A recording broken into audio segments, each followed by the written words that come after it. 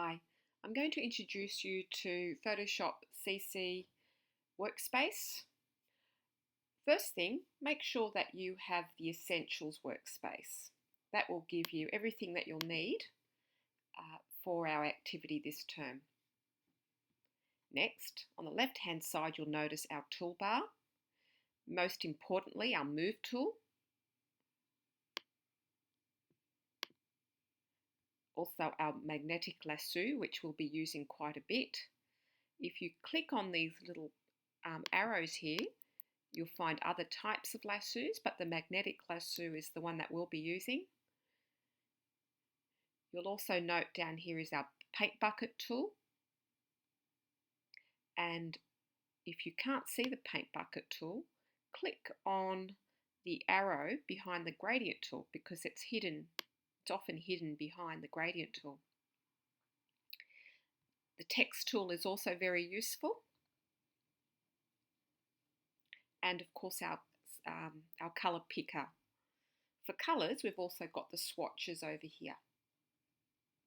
And down the bottom here along the right hand side, very importantly, are our palettes, but in particular our layers palette, which is very, very crucial to the activity that we'll be doing this term. Now I'm going to show you how to open up a new blank document. So what we're going to do is go to File, New.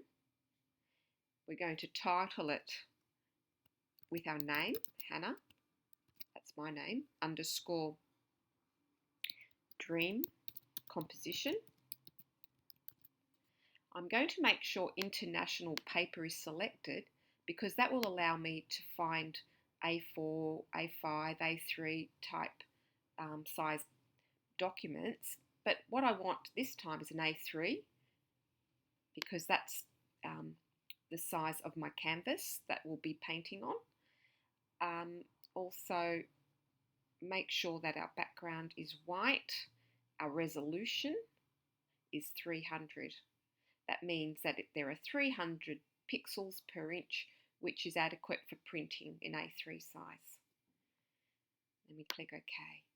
You'll notice that our document is vertical, but I would prefer it to be horizontal. So I'm going to go to Image, Image Rotation, and I'm going to rotate it 90 degrees clockwise. And there we go. There's my blank document that looks very much like the blank canvas that we're going to be using this term.